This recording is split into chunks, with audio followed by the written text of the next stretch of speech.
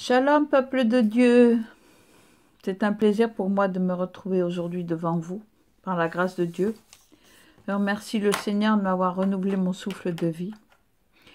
Et je remets, Seigneur, entre tes mains mon esprit, mon âme, mon corps, que tu prennes toute la place, Seigneur, afin que le message que tu veux que je transmette, eh bien, vienne de toi et que je m'efface devant la Seigneurie de Christ. Merci, Seigneur, à toi seul revient toute la gloire, l'honneur, la puissance et la louange. Seigneur, tu es digne de louange et d'adoration. Aussi, prends le contrôle de toutes choses. Merci, Seigneur. Que ton nom soit béni. Merci. Au nom de Jésus, j'ai prié. Amen. Nous allons prendre Jérémie, chapitre 12, versets 1 à 3. Pourquoi la voie des méchants est-elle prospère? Pourquoi tous les perfides vivent-ils en paix? Tu les as plantés, ils ont pris racine, ils croissent, ils portent du fruit. Tu es près de leur bouche, mais loin de leur cœur. Et toi, Éternel, tu me connais. Tu me vois, tu sondes mon cœur qui est avec toi. Dans 1 Corinthiens, chapitre 6, verset 10.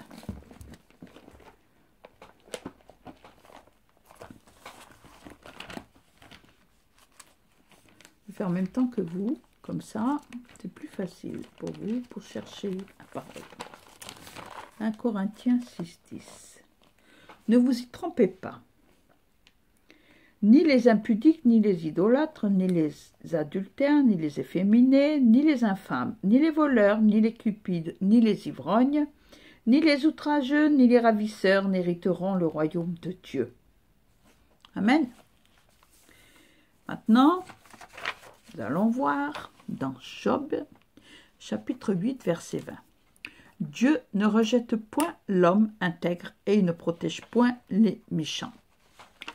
Job 27, versets 13 à 23, dit: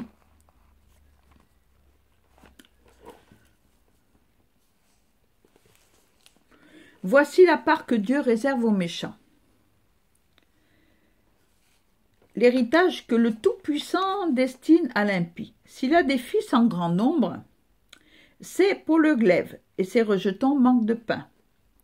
Ceux qui échappent sont enterrés par la peste, et leurs veuves ne les pleurent pas. S'il amasse l'argent comme la poussière, s'il entasse les vêtements comme la boue, c'est lui qui entasse, mais c'est le juste qui se revêt. C'est l'homme intègre qui a l'argent en partage. Sa maison est comme celle que bâtit la teigne, comme la cabane que fait un gardien. Il se couche riche, il meurt dépouillé. Il ouvre les yeux, tout a disparu. Les terreurs le surprennent comme des eaux. Un tourbillon l'enlève au milieu de la nuit. Le vent d'Orient l'emporte et il s'en va. Il l'arrache violemment de sa demeure. Dieu lance sans pitié des traits contre lui, et le méchant voudrait fuir pour les éviter. On bat des mains à sa chute, et on le siffle à son départ. Amen.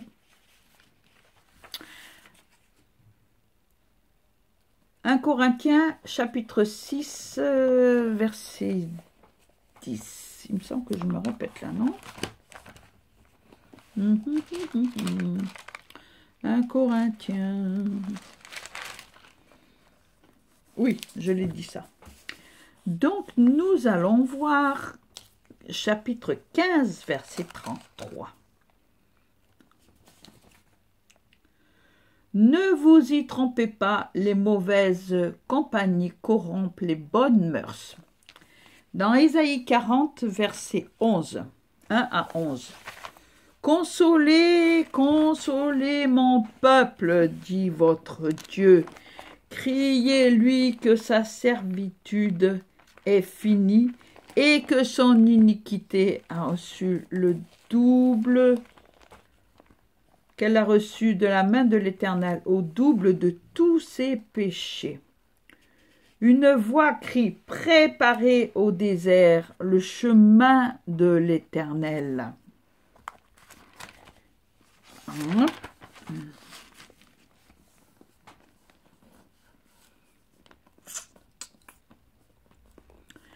Aplanissez dans les lieux arides une route pour notre Dieu. que toute vallée soit exaucée, que toute montagne et toute colline soient abaissées, que les coteaux se changent en plaine et les défilés étroits en vallons. Alors la gloire de l'Éternel sera révélée, et au même instant toute chair la verra, car la bouche de l'Éternel a parlé. Une voix dit « Crie !» et il répond « Que crierai-je » Toute chair est comme l'herbe, et tout son éclat comme la fleur du champ.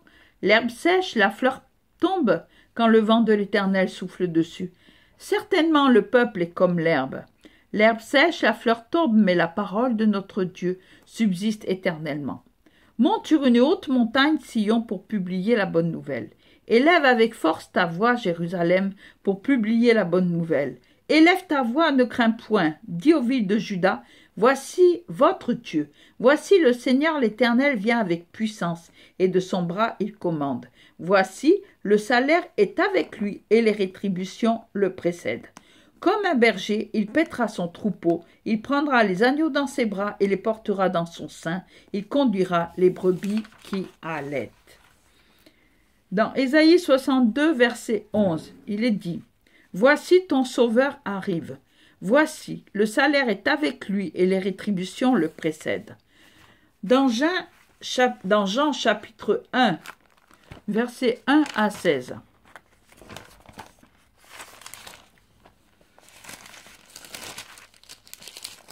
Amen.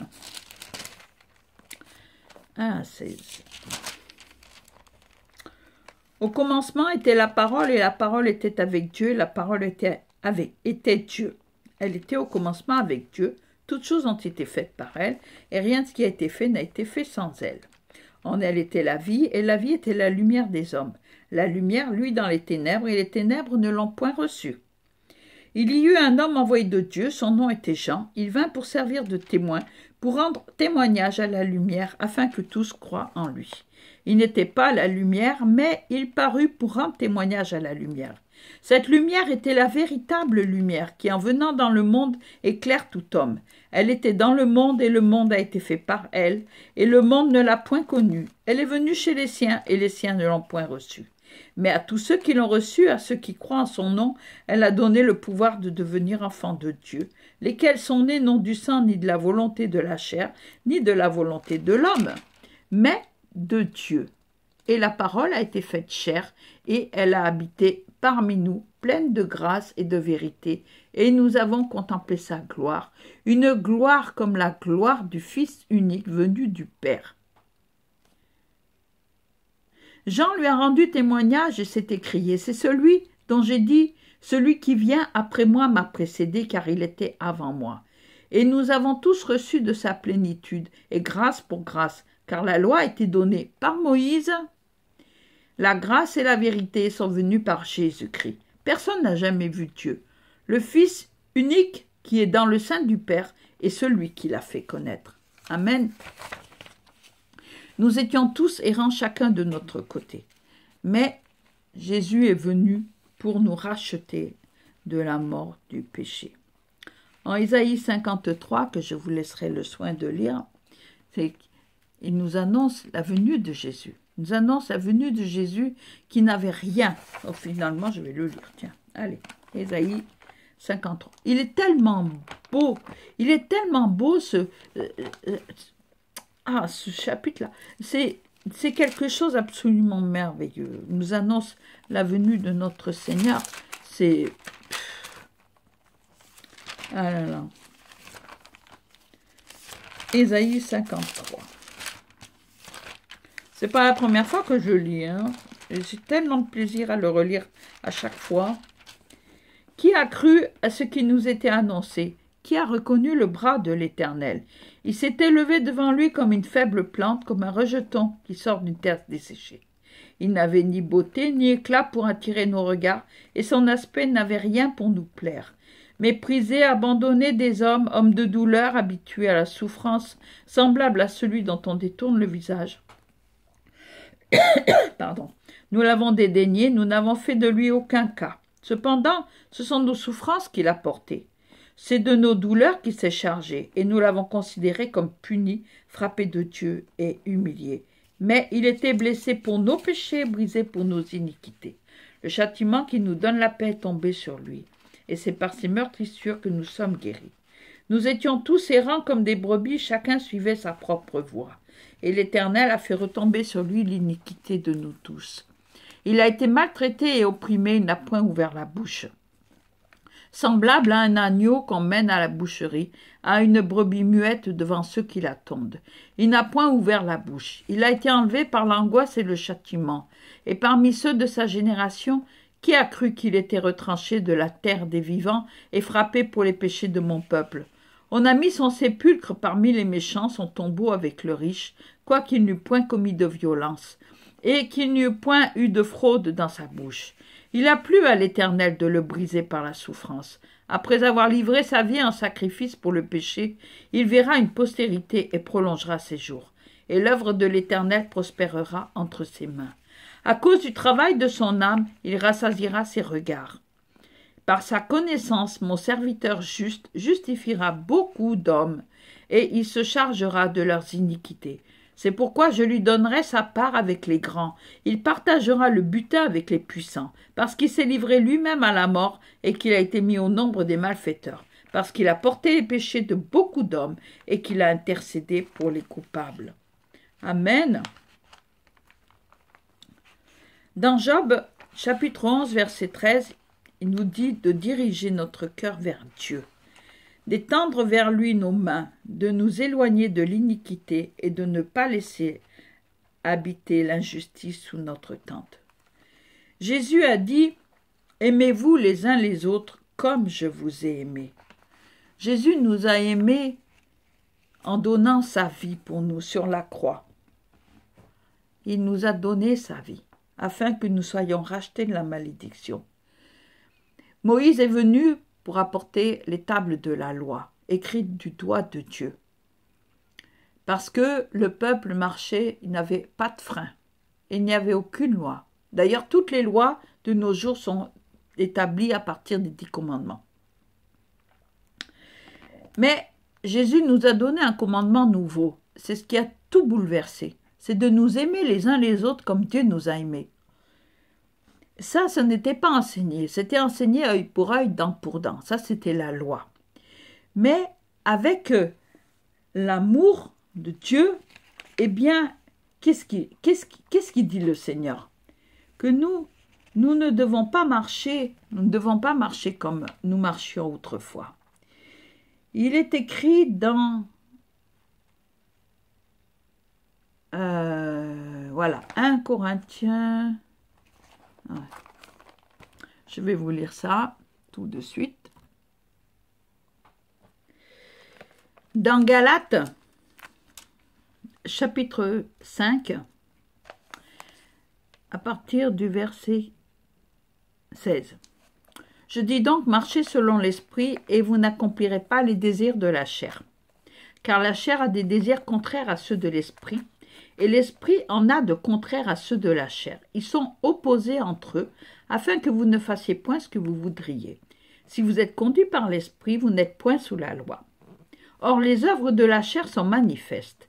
Ce sont l'impudicité, l'impureté, la dissolution, l'idolâtrie, la magie, les inimitiés, les querelles, les jalousies, les animosités, les disputes, les divisions, les sectes, l'envie, l'ivrognerie, les excès de table et les choses semblables.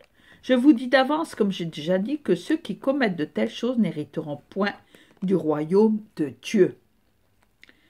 Mais ça veut dire quoi marcher dans l'amour? Mais ça veut dire s'éloigner de tout cela, s'éloigner du mal. Et qu'est-ce qu'il faut faire? Eh bien, nous allons voir comment marcher dans l'amour. C'est quoi l'amour? Dans 1 Corinthiens 13, il dit bien, là il dit ce qu'on ne doit pas faire, d'accord? Mais maintenant, il dit ce que l'on doit faire. 1 Corinthiens chapitre 13. Quand je parlerai les langues des hommes et des anges, si je n'ai pas l'amour, je suis un airain qui résonne ou une cymbale qui retentit. Et quand j'aurai le don de prophétie, la science de tous les mystères et toute la connaissance, quand j'aurai même toute la foi jusqu'à transporter des montagnes, si je n'ai pas l'amour, je ne suis rien. quand je distribuerai tous mes biens pour la nourriture des pauvres, quand je livrerai même mon corps pour être brûlé, si je n'ai pas l'amour, ça ne sert à rien. L'amour est patient, plein de bonté, n'est point envieux, ne se vante point, ne s'enfle point d'orgueil, ne fait rien de malhonnête, ne cherche point son intérêt, ne s'irrite point, ne soupçonne point le mal, ne se réjouit point de l'injustice, mais se réjouit de la vérité. L'amour excuse tout, croit tout, espère tout, supporte tout. L'amour ne périt jamais. Les prophéties prendront fin, les langues cesseront, la connaissance disparaîtra, car nous connaissons en partie et nous prophétisons en partie. Mais quand ce qui est parfait sera venu, ce qui est partiel disparaîtra. Lorsque j'étais enfant, je parlais comme un enfant, je pensais comme un enfant, je raisonnais comme un enfant, n'est-ce pas? Lorsque je suis devenu homme, j'ai fait disparaître ce qui était de l'enfant. Aujourd'hui, nous voyons au moyen d'un miroir, d'une manière obscure, mais alors nous verrons face à face. Aujourd'hui, je connais en partie, mais alors je connaîtrai comme j'étais connu. Maintenant donc, ces trois choses demeurent, la foi, l'espérance et l'amour. Mais la plus grande de ces choses, c'est l'amour. Et vous allez me dire, c'est bien beau de parler de ça, de parler d'amour, mais comment faire? Comment est-ce qu'on peut faire pour marcher dans l'amour? Eh bien, on peut marcher dans l'amour en développant le fruit de l'esprit. C'est quoi le fruit de l'esprit? Le fruit de l'esprit est expliqué dans Galates, chapitre 5, verset 22. C'est l'amour, la joie, la paix, la patience, la bonté, la bénignité, la fidélité, la douceur, la tempérance. Et il est expliqué aussi que la loi n'est pas contre ces choses-là. Ceux qui sont à Jésus-Christ ont crucifié la chair avec ses passions et ses désirs.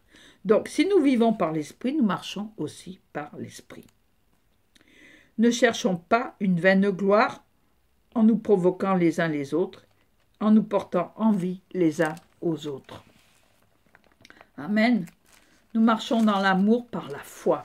Dans Éphésiens chapitre 4, verset 17, il est écrit,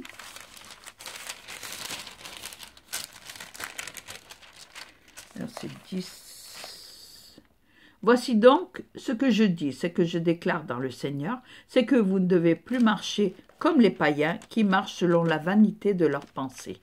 Ils ont l'intelligence obscurcie, ils sont étrangers à la vie de Dieu à cause de l'ignorance qui est en eux, à cause de l'endurcissement de leur cœur. » Dans Jean chapitre 17, notre Seigneur Jésus a dit que nous devons vivre dans le monde, mais pas comme le monde. Nous, les chrétiens, nous devons vivre différemment. Nous devons avoir un comportement différent. Dans Éphésiens chapitre 6, versets 10 à 18, il nous dit « Tenez donc ferme. » Non, on va remonter un peu plus haut, voilà, chapitre 10. « Au reste, fortifiez-vous dans le Seigneur et par sa force toute puissante.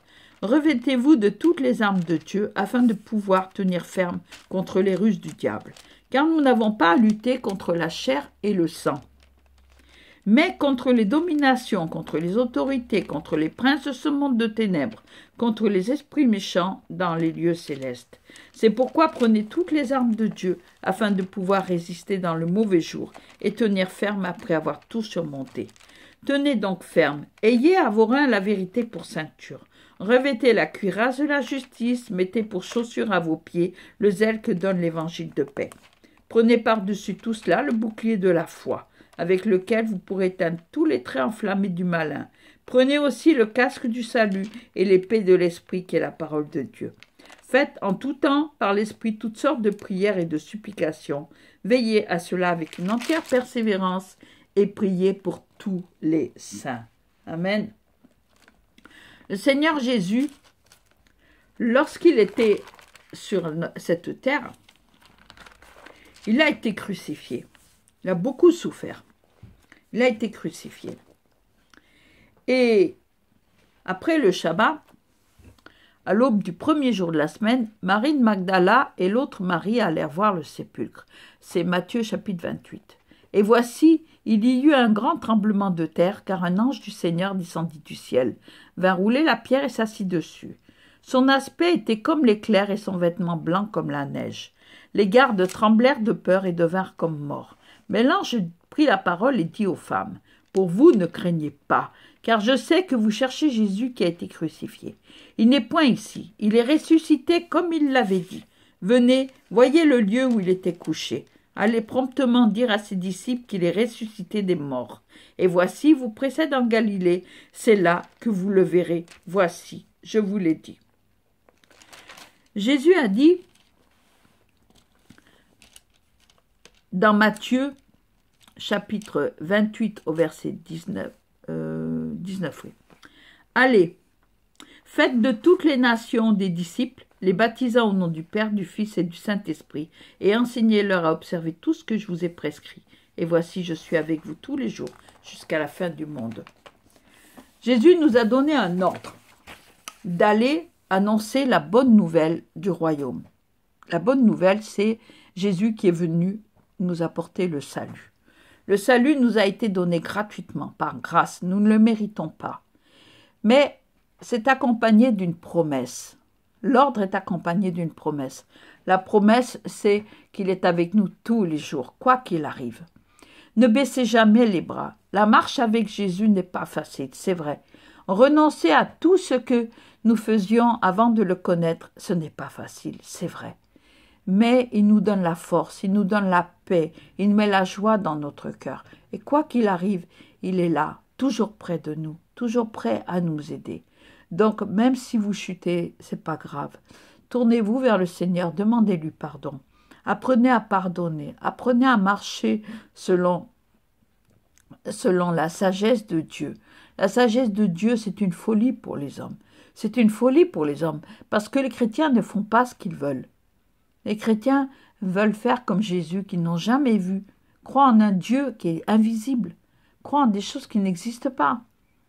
Pour eux, la folie de la croix, c'est une folie, mais pour Dieu, c'est une sagesse, parce que c'est grâce à ça, au sacrifice de Jésus, grâce à son sang versé sur la croix, que nous pouvons nous approcher de Dieu. Donc, n'hésitez pas à vous approcher de Dieu au travers du sang de Jésus. Vous savez, le Saint-Esprit vient habiter en chacun de ceux qui donnent leur vie à Jésus. Comme je vous ai déjà dit dans la précédente vidéo, lorsque j'ai cherché Jésus, j'ai cherché Dieu pendant des années.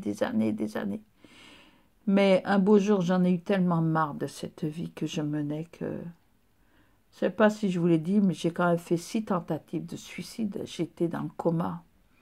Et j'ai plongé bien bas. J'étais alcoolique, je fumais beaucoup, je battais mes enfants. J'étais vraiment une mauvaise femme. J'étais méchante. Mais pourquoi? Parce que je souffrais à l'intérieur de moi. Je me sentais mal. Je sentais un vide à l'intérieur de moi. Et je ne voulais plus de cette vie. Et j'ai crié à Dieu. J'ai dit, Dieu, si tu existes vraiment, prouve-le-moi. Jésus, prouve-moi que tu existes, parce que j'ai beaucoup entendu parler de toi, mais je veux te voir. Je veux savoir qui tu es, je veux te voir, je veux te voir, je veux te voir, je veux t'avoir. Et en fait, c'est pas moi qui l'ai trouvé, c'est Jésus qui m'a trouvé. Donc, si vous cherchez réellement du fond de votre cœur le Seigneur, si vous en avez marre de souffrir, vous en avez assez, tournez-vous vers Dieu. Tournez-vous et invoquez Jésus. Le nom de Jésus, c'est le nom qui est au-dessus de tout nom. C'est le nom auquel tout a été donné. Dieu a tout remis entre les mains de Jésus parce que Jésus a donné sa vie pour nous sauver. Ta propre vie. Il ne faut pas mépriser le sacrifice de Jésus. Il y a beaucoup de gens qui viennent au Seigneur d'un cœur sincère et après, ils retournent dans le monde parce qu'ils sont déçus des hommes, parce que les situations qui sont difficiles, la vie est dure. Oui, mais Jésus nous a fait une promesse, c'est qu'il serait avec nous tous les jours de notre vie. Il n'a jamais dit que ça serait facile. Il n'a jamais dit que la marche avec lui serait facile. Mais il nous a promis qu'il serait avec nous toujours. L'ange de l'Éternel campe autour de ceux qui craignent Dieu et les arrache au danger. C'est-à-dire que quoi qu'il se passe dans le monde, quoi qu'il arrive, nous sommes à la fin des temps. Donc nous ne devons pas baisser les bras. Nous devons redoubler d'ardeur pour le Seigneur. nous devons redoubler d'ardeur, marcher dans la sanctification, pardonner, demander pardon, ne plus commettre les péchés que nous commettions avant. Et vous savez, comme j'ai déjà expliqué dans une autre vidéo, personne ne m'a imposé les mains pour me délivrer, hein, pour me guérir. C'est Dieu lui-même. Pourquoi? Parce que, je ne dis pas qu'il ne faut pas, hein, mais Dieu dit dans sa parole que mon peuple meurt par manque de connaissance, c'est vrai. Lorsque nous étudions la parole, surtout les épîtres, il y a tous les conseils dedans. Toutes les épîtres, il y a les conseils, toutes les lettres. L'évangile, c'est pour nous apporter le salut, mais les épîtres, ce sont les conseils de la marche du chrétien. Donc, lisez les épîtres, appliquez ces conseils que je vous ai donnés, qui sont tirés de la parole de Dieu. Appliquez-les, et vous allez voir, votre vie va se transformer. Je m'adresse plus particulièrement, là maintenant, aux femmes africaines. Vous, les Africaines, vous aimez bien mettre des mèches. Vous aimez bien des mèches, coudre à vos cheveux. Il faut que vous sachiez que ces mèches-là, d'ailleurs, vous pouvez vérifier en tapant même sur YouTube, hein, la sirène des eaux. Il y a une malédiction qui est mise sur ces mèches. Donc, ne mettez pas ça sur votre tête. Ne les mettez pas. Si vous les avez, enlevez-les. Parce que ça vous empêche d'avoir la relation que vous devez avoir avec Dieu. Il y a une malédiction qui est mise là-dessus. Vous savez, le monde des ténèbres est réel. Il est très réel. Les sorciers, les satanistes, la Rose-Croix, tous les Illuminati, tous ces gens-là sont réels. L'enfer est réel. Donc, tout ce qui peut vous éloigner de Dieu, supprimez-le. Approchez-vous de Dieu et il s'approchera de vous. Dieu nous aime d'un amour éternel. C'est pour ça qu'il conserve sa bienveillance. C'est pour ça. Alors, je vous en prie, ne faites rien sur votre peau, n'abîmez pas votre peau avec des tatouages, avec des piercings, ne vous faites pas de mal. Ne fumez pas, ne buvez pas. Si vous l'avez fait, faites comme moi, pliez le genou, demandez pardon et laissez tomber. Que aucune mauvaise parole sorte de votre bouche. Ne soyez pas négatif, confessez que les bonnes choses. Tu veux une maison, dis que tu as une maison.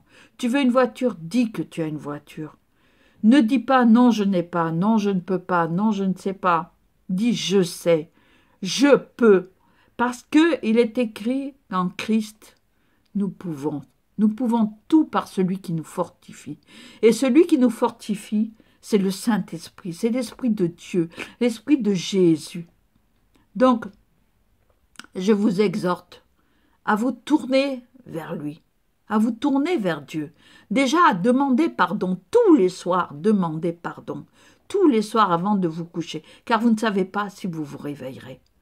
Ayez la paix à l'intérieur de vous. Faites la paix avec votre âme. N'ayez pas peur de vous mettre en face d'un miroir et de dire « Bon, toi, écoute, j'ai quelque chose à te dire là. Il faut qu'on cause toutes les deux. » Il ne faut pas avoir peur de faire ça.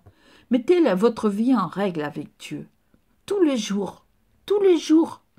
Parce que vous ne savez pas ce qui va se passer. Vous ne savez pas si vous n'allez pas mourir. Et surtout, marchez dans la sanctification. Tout ce que je vous ai énuméré tout à l'heure, qui est dans la parole de Dieu, appliquez-le. Ne faites pas tout ce qui est mal. C'est vrai que la loi a été donnée par Moïse, oui. Mais la grâce a été amenée par Jésus. Le salut a été amené par Jésus. Et nous avons la grâce maintenant de pouvoir nous approcher de Dieu. Alors, sur ce, je vous aime. Je vous souhaite de marcher dans l'amour de Dieu, parce que le véritable amour, c'est ça. Le véritable amour de Dieu, c'est ça. Donc, je vous aime, je vous bénis au nom de Jésus-Christ de Nazareth, qui est le nom au-dessus de tout nom. Et devant ce nom-là, quand vous le prononcez, aucun démon ne peut subsister. Aucune maladie, rien. Si vous êtes malade, si vraiment vous êtes obligé, si vous sentez que vous ne pouvez pas toute seule, que vous ne pouvez pas tout seul, allez voir un homme de Dieu qui s'appelle un homme de Dieu, qui a le ministère de la délivrance. Fréquentez une église, ne quittez pas les églises. Ne quittez pas la présence de Dieu. Si vous quittez une église, ne quittez pas la présence de Dieu. Si l'église où vous êtes bien, accrochez-vous et rendez-vous utile. Œuvrez dans la maison de Dieu, car la foi sans les œuvres est vaine. N'ayez pas peur de vous investir pour Dieu, pour son royaume. Vous savez, il est écrit que celui qui prête aux pauvres prête à l'Éternel. Alors, moi, je vous souhaite vraiment la paix, je vous donne le shalom, je vous aime et je vous dis à bientôt.